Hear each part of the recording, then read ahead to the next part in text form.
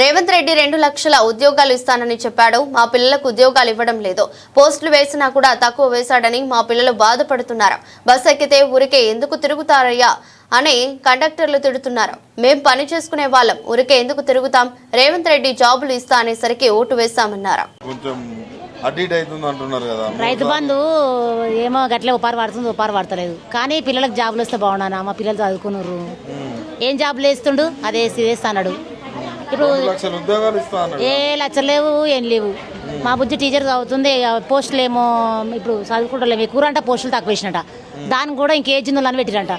మా బుజ్జి డైట్ చేసిపోయింది. ఇప్పుడు మరి డైట్ చేసిన వాళ్ళకు మార్కులు ఎక్కువ వచ్చినాయి అంటగా.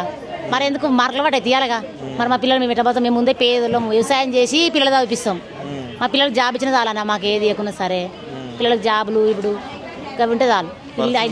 ఘోరంగా ఉంది, ఏం మంచలేదు. ఇక కేసీఆర్ అన్న ఏమేమి ఉండేది కాదు, కానీ ఏదైనా బాగానే చేసేది ఆయన. ఏం కోటీశ్వర్ చేసిండు అన్న? ఏం కోటీశ్వర్ చేయలేదు. చేసిండు. ఇంకెప్పుడు పిరిబాస్ ఒకటి పెట్టిండు. కానీ ఎంతమంది అవుతారు? మా పిల్లలకు నా కొడుకు రోజు వీరికి బియ్యం వస్తాడు. బస్సు అనేది లేదు, జ్వరం వస్తుంది పిల్లలకు. పిరిబాస్ పెట్టమన్న ఎవరు? కిరాయి 2 రోజులు ఇచ్చి కట్టుకోలేదా? కట్నే కట్టుకుంటాము. పిరిబాస్ పెట్టి మంచులు ఆడలు తిడుతారు. కండక్టర్ తిట్టడే, డ్రైవర్ తిట్టడే, ఆడలను గలీజ్గా మేము కూరగాయలు అమ్ముతానికి వస్తాం రోజు. ఏమంటారు తెలుసా? తిరుగుతాను పోతారు ఆడలు అంటారు, డ్రైవర్ అంటారు, కండక్టర్ అంటాడు. ఎక్కడ తిరుగుబాటు ఇంత కన్న కష్టం చేసుకొని మేము బతాం. మేము తిరుగుతానికి వస్తామా? మాకు బాయికాడ పనుట ఉంటుంది. ఎవరంటే ఛాయ్ కోస్తారు అని తిడుతారు. కండక్టర్ టైం కూడా ఆపుతలేరు, మస్తు తిడుతురు. 500 1000 రూపాయలు 500 కోరిచ్చారు. పైసలు పడతారు, పైసలు కూడా పడతలేవు. అన్నితో మాటలే.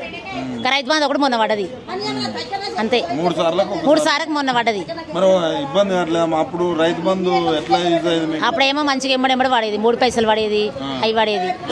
ఇప్పుడు ఏవయ్యా పడతలేవు. అంత రైతులకు కష్టమే ఉందన్న. ఎంతైనా ఆ పంట పండిస్తే ఏముంది, కోతులు అవి ఇవి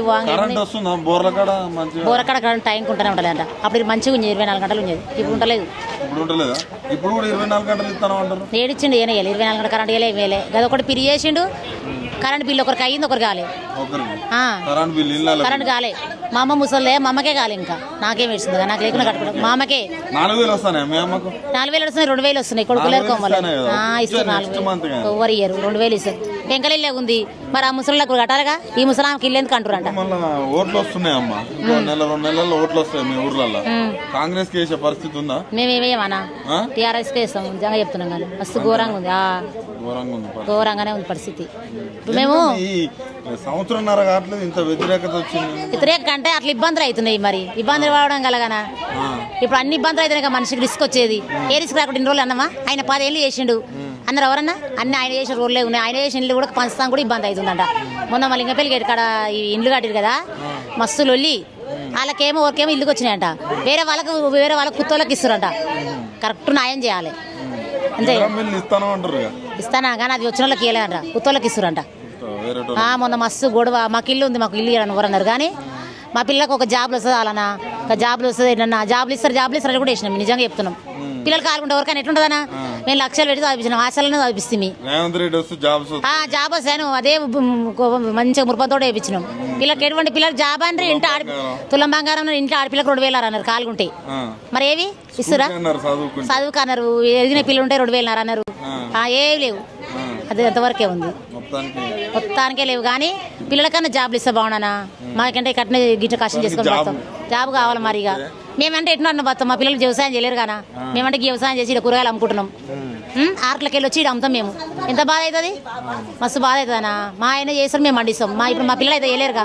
చదువుకున్న వాళ్ళు ఇప్పుడు వచ్చిన కోడలు చేస్తారా? పిల్లలకు జాబ్లు ఉంటే చాలనా? ఏది చేయకున్నా కానీ, ఏ గవర్నమెంట్ ప్రభుత్వం అయినా కానీ జాబ్లు ఇవ్వాలి పిల్లలకు. చాలా మంది కాలుగురు పిల్లలు, ఆడపిల్లలు అయినా. ఏది లేదు. కొన్ని వేసిండు మొన్న టీచర్ జాబ్లు. అవి ఏమో ఒకరికి సీనియర్లకు వేసారు. మరి ఇంకొక అద్దె పిల్లలు ఎక్కడ పోవాలి? అంతేగానా? జర ఎక్కువ వేస్తే ఉరక వస్తూనే ఉంటాయి. మా పాప ఏమంటుంది? జాబ్లు వచ్చే బోర్డిస్తలేదు మమ్మీ, డైట్ చేసిన వాళ్ళకి లేదు, ఎక్కువ అయిన వాళ్ళకే ఉంది అని అంటుంది. నైట్ తెల్లదాగా నిరవకుండా చదువుకుంటున్నారు మా పిల్లలు. మస్తు కష్టపడుతున్నారు. నేనేమో టెట్ రాశారు, అది కూడా ఎందుకు అతనేమో కస్తికి ఇచ్చారంట. ఆర్డర్ ఇచ్చారంట పేపరు. అప్పుడేం మంచిగా ఉండేదంట ఈజీగా. అదకి నేను వేసి ఇప్పుడు ఆర్డర్ ఇచ్చారంట.